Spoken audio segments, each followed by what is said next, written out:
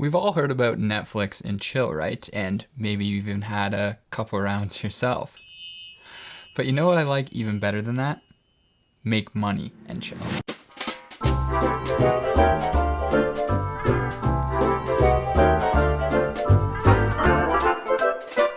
Today, I'm going to be talking about a style of investing that allows you to make money in the stock market with no skills or experience required on your end. It sounds too good to be true, right? Well, throughout the course of this video, I'm going to prove to you that it's not. I'm going to share with you a concept called passive investing. And some of you have maybe even heard this term before, or you may even have some passive investment portfolios of your own already set up. That's great. I still think you'll learn a thing or two though, watching this video. And if you're completely new to investing, my goal with this video is for you to be able to watch the whole thing and then walk away and be able to confidently build your own passive investment portfolio. And the neat thing about passive investing is just like anything that's passive, it doesn't really require any work from you or anything you have to manage. It kind of just runs on its own. It would be a bit like powering your home with passive energy, but in this case, it's our money.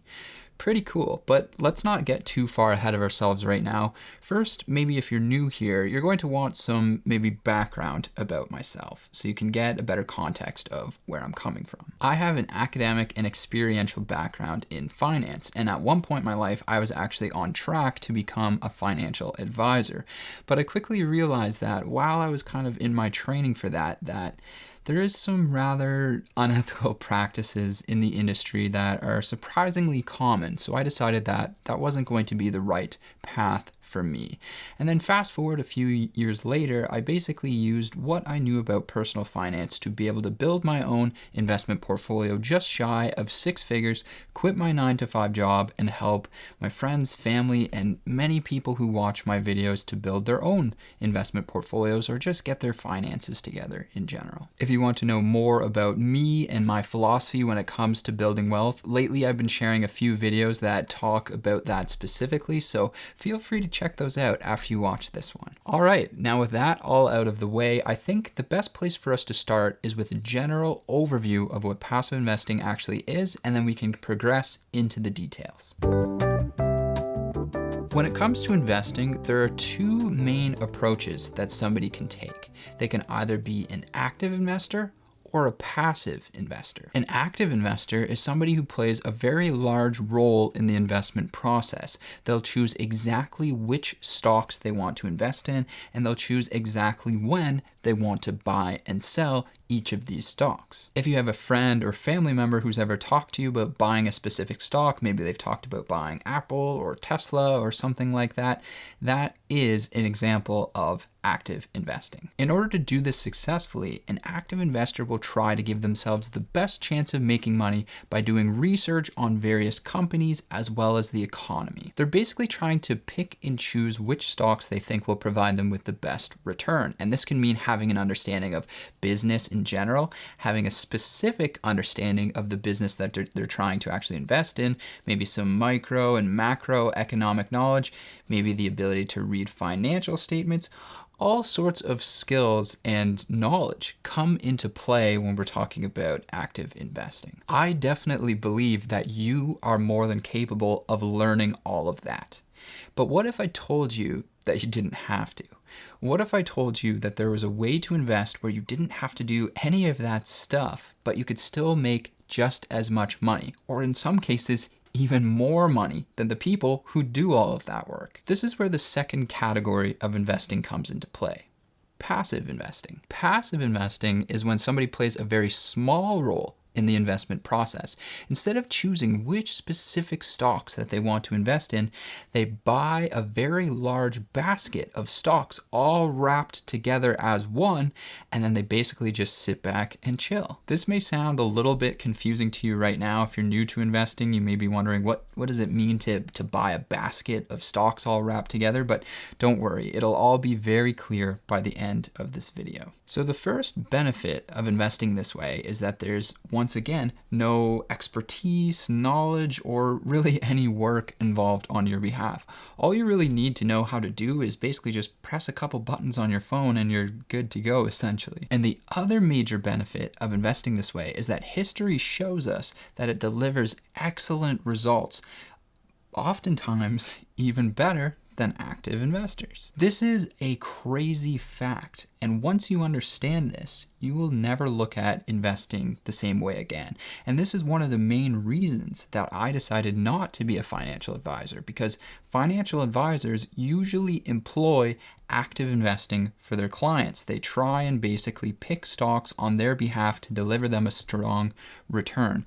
But in return for that return, they'll take a fee. But the thing is, passive investors can actually do better. They can make more money than these financial advisors, which means you can make more money than these financial advisors, save yourself having to pay that fee to them, and so on and so forth. So that's why I didn't want to be a financial advisor. I would rather just teach people how to do passive investing on their own. I want to show you one really great example that illustrates this. So all of these pie charts that you see here are part of what is known as the SPIVA scorecard. It's basically an analysis that's done every single year where they compare active fund managers against passive benchmarks.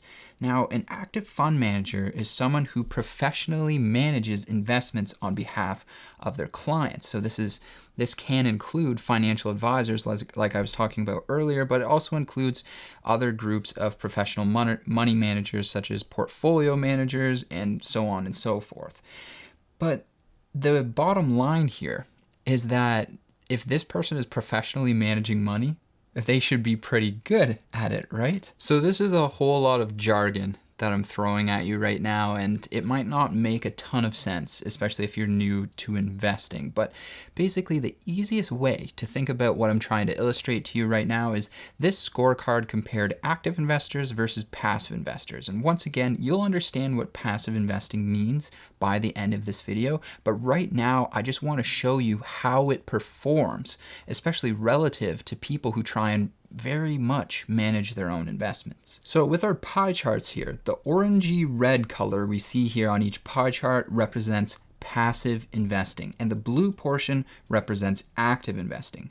And the chart is showing us what percentage of active fund managers you would have beat over a 20-year timeline as a passive investor. And the crazy thing is, you would have beat over 90% of professional money managers in a lot of cases. So yeah, somebody who knows nothing, does very little work, can beat over 90% of professional money managers.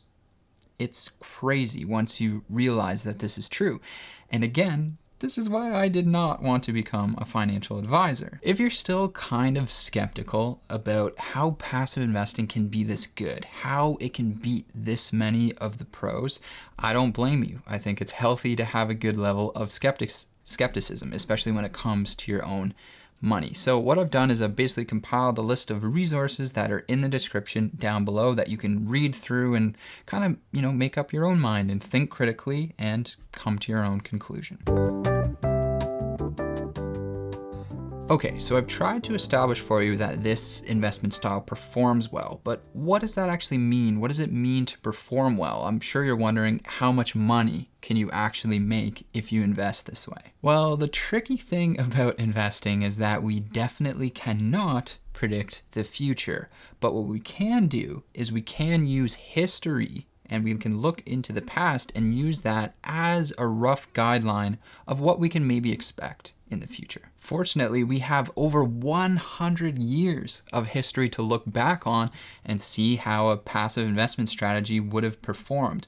And one of the most common ways to check this is to look at a very large basket of stocks in the American stock market as measured by the S&P 500 index. And if we look at that, it tells us that on average, it would have returned about 10% every single year for in a 100-year period of time. To put that into context, if you invested $1,000 into this basket of stocks and then left it alone for 35 years, your money would have multiplied almost 30 times over into more than $28,000. So what I just mentioned here, that large basket of stocks as measured by the S&P 500 index, is again some jargon. But the really cool thing is that this is something that you yourself can actually do. You can today buy this basket of stocks that the S&P 500 represents. And in fact, I'm going to show you how to exactly do this later on in this video, and it'll make a lot more sense when you yourself see it done and maybe even try it yourself. But first, I definitely need to mention that I am not saying that you should expect to earn 10% on your investment every single year. That is not the way the stock market works. In fact, the stock market is very sporadic. Let's look at the history of the past 10 years of returns for the S&P 500 index. You can see here that they are all over the place. The average return of these numbers is 14.5%, but it's important to see here that none of these numbers are actually 14.5%. They're all very different from that. So your returns that you experience in the stock market will most likely be like this. They'll be all over the place. But when you average them out over a long enough period of time, the average that you get should be a number that makes some sense. Personally, based on current valuations in the stock market and stock market forecasts, I'm expecting future returns for probably the next 10 years or so to be in the range of 5 to 7%. But again, I don't know. I can't predict the future. Nobody can. That's just kind of a rough guideline of what to expect. It's also important to mention that the stock market occasionally, it's rare, but it does happen, experiences something called a lost decade. And what that means is there will be a 10-year period of time approximately where if you invested at the start of that period of time, you would not make money on your investment for over 10 years. And by the end of that 10-year period, sometimes you may even be down a little bit on your investment. So this has happened in the past a few times. It's rare, and it could theoretically happen again in the future. But this highlights the importance of investing for long periods of time. Personally, I always only invest money in the stock market if I'm going to be leaving it alone for more than 10 years, because this gives you the best chance of allowing compound interest to do its thing, as well as to make sure that you will actually make money on that investment. Okay, great. So now you've got an understanding of passive versus active investing, as well as some basic stock market knowledge under your belt. So I think that you're probably ready now to see how you can actually build your own passive investment portfolio step by step. And the way we're going to do that is I'm going to build a portfolio right now that you can watch and see how it all works, because I have about $5,000 of my own money in an RRSP account that I want to use to build a passive investment portfolio in there. And for my American audience who's watching, the RRSP is very similar to your 401k account. But I'm going to try and make this as applicable to everyone as I possibly can, regardless of what country that you actually live in. To make my investments, I'm going to be using Wealthsimple Trade, as that's become my favorite investment platform for quite some time now. And that's why I'm also very happy to say that this video is sponsored by Wealthsimple. It honestly really means a lot to me that there are financial companies out there who align with my values and who are willing to work with and support people like me. One of the main reasons I love Wealthsimple Trade so much is because it's the only platform that allows you to buy Canadian listed stocks and ETFs, as well as sell them commission free. On top of that, their user interface is extremely user friendly, which is great because investing can be very intimidating on a lot of platforms, but Wealthsimple Trade makes it super easy, super straightforward. I can't tell you the amount of people who I know who are my personal friends or family who loves using it. Even my mom is using Wealthsimple Trade to invest, and she is not the most tech savvy person. She literally uses a phone with her index finger. She texts people like this with her index finger. It's pretty funny to see. Sorry, Mom, no offense, but yeah, it's great. If you want to build your own passive investment portfolio after watching today's video, give Wealthsimple Trade a shot. You can find them in the link down below in the description, and if you sign up using that link, you'll get $25 added to your account when you deposit and trade $100. All right, so the way I'm going to build this portfolio is break it down into 3 parts, and we'll call those 3 parts A, B, and C, because this is literally as easy as 1, 2, 3, A, B, C, baby, you and me. Moving on. Okay, part A is going to be the domestic portion of the portfolio. And domestic basically meaning your home country. So for me, this is going to be the Great White Land of the North. And for you, it may be something completely different, and that's okay. It's just domestically, whatever is domestic to you. So what I'm going to do is buy a basket of domestic stocks. And the way I can actually do this is by buying an index ETF. Now, ETF stands for Exchange Traded Fund. And once again, this is a little bit of jargon, but honestly, the easiest way to think about buying index ETFs is that you can buy this particular investment, which is this basket of stocks. You can buy this whole basket the exact same way that you would buy an individual stock. And that's because it's an exchange traded fund, which means that it trades on exchanges just like individual stocks do. So basically, these index ETFs are all created by different investment companies, and they all have different categories that they fall under essentially. So you'll find things like American index ETFs that invest in American stocks. You'll find Canadian ones, you'll find European ones, you'll find Asian ones, you'll find ones that invest in small stocks, large stocks, different sectors like technology stocks, financial stocks. All sorts of different index ETFs that can be created by companies who create these baskets for you to basically invest in. And all of these baskets can be very different, as I've just described. And one of these companies who creates these index ETFs, these baskets of stocks that you can buy, is called Vanguard. And I really like to invest in index ETFs from Vanguard because they're a very old and reputable company in the investment industry. So if we look here, we can see that they have a Canadian all-cap index ETF. And again, there's some jargon here in the name, but basically it just means by all cap that it's investing in all sizes of stocks in the Canadian stock market. So small, medium, and large stocks. And essentially what I'm trying to do is I'm trying to buy a huge group of the stocks that are inside the Canadian stock market.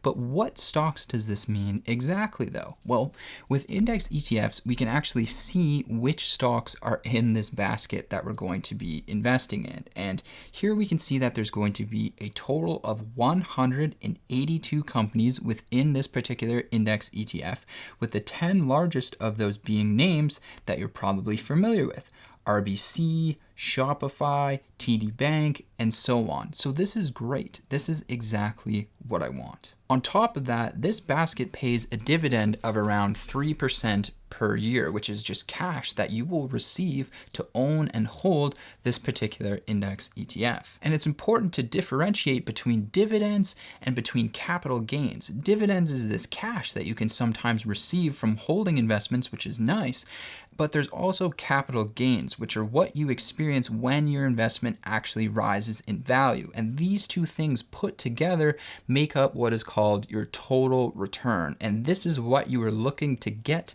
as an investor, the merging of these two things to give you a great return on your investment. So this is the one I want. So I'm going to go ahead and buy this ETF right now. Now, on any investment platform, you can search for an ETF by typing in its full name. So I can type in Vanguard Canadian All Cap Index, and it will come up. Or I can use something called a ticker symbol to make this a little bit easier. And a ticker symbol is the short form code made up of a few letters that every stock or ETF has. It's just a simpler way of searching through it without having to type in the full name. So in the case of this ETF I'm trying to buy, it has a ticker symbol of VCN. So I can also type in this symbol, and you can see here that it comes up for that as well. So that's great. So now that I've got my ETF pulled up here, I can go ahead and put in an order to buy it. And to do this, I will press buy, which I'm sure you can find on any investment platform that you're using, and then choose the number of shares that I actually want to buy. So to determine this, I'll need to decide how much money I want to invest in this particular basket.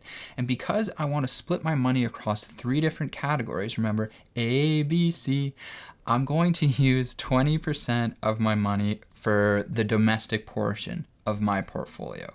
So that's going to be about $1,100, and that will mean I'll be trying to buy about 29 shares of this one because it costs around $38 per share. To do this for yourself, you just simply divide the amount of money that you want to invest by the share price of the particular investment that you're looking at to figure out how many shares you actually want to buy. So I'll put that in here and then go ahead and place the order, which should be completed pretty instantly.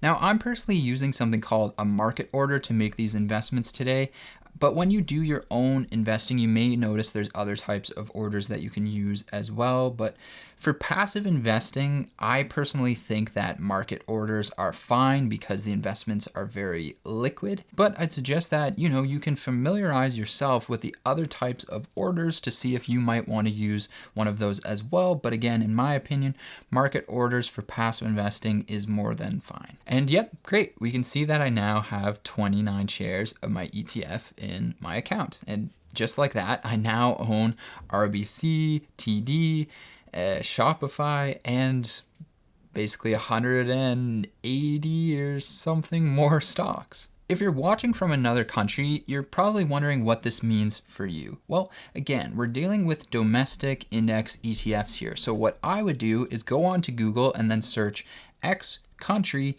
index ETF, and that's probably going to lead you in the right direction. Now, for category B, I want to invest in American stocks. This is where the next 50% of my portfolio is going to go. And if you happen to be American, well, lucky for you, you don't need to worry about having a domestic category for your portfolio because most of your investments will probably be American anyways. But no matter what country I lived in around the world, this is just my personal opinion anyway, but I would probably have a good chunk of my money invested into the American stock market, and that's because America has some of the strongest businesses in the world. And on top of that, they're also very global businesses. So when I like to do passive investing, I like to make sure I'm pretty globally diversified, but by investing in the American stock market, you do get a pretty good amount of global diversification just because these companies do business in so many different areas. So for me, once again, I'm going to use an ETF created by Vanguard, and this one is going to be the S&P 500 Index ETF, or VFV for short. This ETF holds a basket of 509 stocks that are some of the biggest and baddest companies in the world, such as Apple, Tesla, Microsoft, Amazon, and so on. Earlier, when I was talking about the stock market returning 10% on average for the past century, this is the particular group of stocks I was talking about, the S&P 500. So this time, when I go back to Wealthsimple Trade here, I will just type in the ticker symbol of VFV to bring up the ETF. I don't have to type in the whole name, remember? And then I can select it. If you're watching from America, there's a very similar ETF that will be listed in US dollars called VOO that you can invest in, and it's the exact same thing. It's just the American version of this particular ETF. And then I'll go ahead through the process to buy it, which I've already shown. So let's just zip through it for that particular one. Perfect. So now I've got my basket of domestic stocks and American stocks. So that just leaves me with having to buy my international stocks. To buy my international basket of stocks, once again, I'll be looking to Vanguard for an ETF. And you can probably tell by now that I really like them. So for this one, I'm going to pick VIU, which is the FTSE Developed All Cap X North America Index ETF. Geez, that is a mouthful. Let's just stick with the short-term code for this one, VIU. And basically, as we can see here, this fund invests in other countries around the world outside of North America, including Japan, Europe, and more. The reason I want to do this is because personally, I believe it's a good idea to have a globally diversified portfolio, because sometimes the way the stock market works is you'll have years where the American stock market does well and the other countries in the world don't do it so well. But sometimes those things kind of cycle. They go up and down. Sometimes the Canadian stock market will outperform the American stock market. So I like to be exposed to basically the globe so I can benefit from whenever one's up, one's down, vice versa, whatever. I'm diversified in that way. And now I'll just skip ahead after placing the buy order for this particular index ETF. And that's it. With these 3 ETFs, I now own a huge amount of stocks around the globe. And I can just kind of, kick back and chill while this portfolio grows completely passive. So that's it. It is as easy as 1, 2, 3. Now, if you found this video helpful, please consider subscribing to this channel. And if you want to learn more about my philosophy about money and building wealth and all things like that, consider clicking on the video that should be appearing on the screen sometime soon. And also don't forget, if you want to try building your own passive investment portfolio, to check out the link down below for a Wealth Simple trade where you can get $25 added to your account when you deposit $100. Thank you for watching.